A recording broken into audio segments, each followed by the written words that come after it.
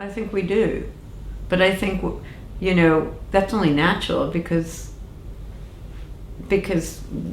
we are thinking on such a different level anyways in terms of our sensibilities and what affects us that may not affect a man.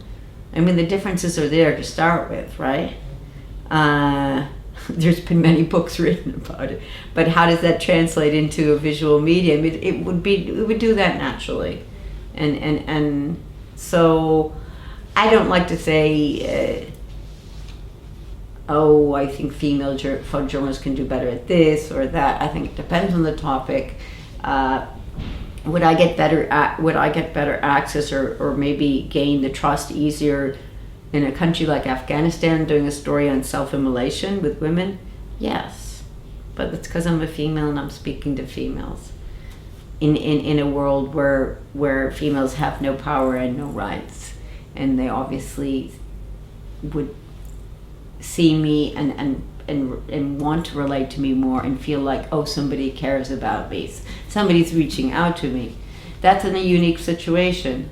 If I'm a female trying to get into a mosque where they hate the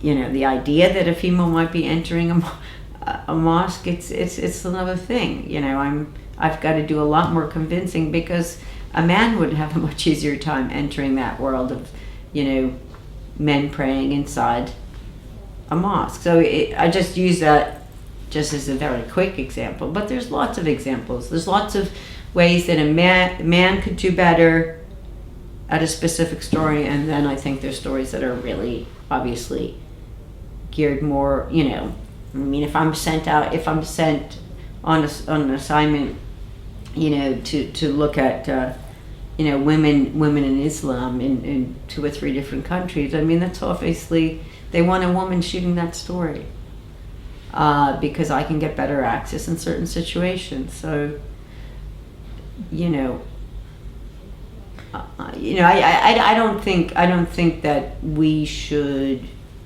make too much of a barrier here between, you know, how a man can approach it versus a woman. I think it's really a lot about access and what kind of story it is and how sensitive a topic it is. So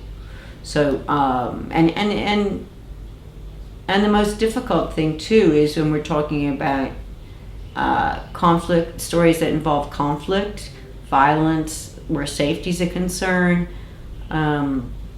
You know, should I send that, you know, if you're an editor, should I send that female photographer to cover the elections in Egypt? Is she going to get raped? Is she going to get beaten up? Where I can send so-and-so, you know, Joe somebody, you know, who's almost 6 feet tall and can probably handle himself, you know, if the situations came up. I personally, someone comes up to me and even tries to physically abuse me, you know, they're gonna get their ass kicked. I'm sorry.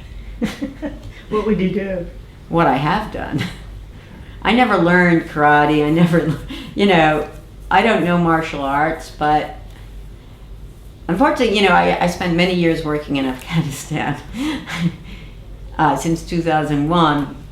Was going there every year, not living there, but in the first, especially before the Iraq War, all of us descended on Afghanistan. It was its top story, and spent a lot of time there. You know, and my last trip there was last year, 2011. So there's 10 years where I was going in and out of the country and dealing with covering all the problems of that country. So the point is here that in that time, I had a lot of experiences involving men pushing me, annoying me, yelling at me, telling me what I can't do in a very forceful, rude, you know, disrespectful way. And I'm not going to say I got used to it because I never got used to it. I never tolerated it. I learned certain words in Dari language, which told them that this wasn't right, this wasn't respectful. Would they treat their sister like that? Would they treat their mother like that? You know, I was dealing with cultures, whether it was Pakistan or Afghanistan, where coming up and pinching a woman's ass was perfectly acceptable. You know, sorry to say, but and it's not just those countries. This happens. It's commonplace in a lot of countries. It happened to me covering Arafat's funeral. You know, and it wasn't just me, it was other female photographers too. So we these kinds of experiences put us on guard, make us, you know, I'm not going to say we're more vulnerable, we're not, but we're in a situation many times where it's a man's world. And, you know, we're out there, and so in a sense, you can't allow yourself to be vulnerable. You have to be, you know, if this happens to you, if you're violated, you have to be ready to hit it back and be as forceful and you know, direct as possible, that this is not acceptable. And at times, especially in Afghanistan, I've taken a man by the collar, brought his, you know, face right next to my face, and basically said in his language, "You will not do this again, and if you do, you know, I'm going to take this fist and I'm going to punch it, and you will be hurt." And sometimes, a couple of times, that happened, and I didn't realize I had the power to do that. But it happened because I was so angry after my ass was pinched for the 10th time. Not the first time, you know. And so this is, you know, when you work in countries where women are violated and our sexuality is, you know, violated. I mean, this is not something that's pleasant. So it strengthens you, it maybe hardens your shell a bit, but still, you need your own self-protection. You need your own way of saying, I can handle myself in this kind of environment. This isn't gonna, I'll try, you know, maybe I'll try to just handle this the best I can.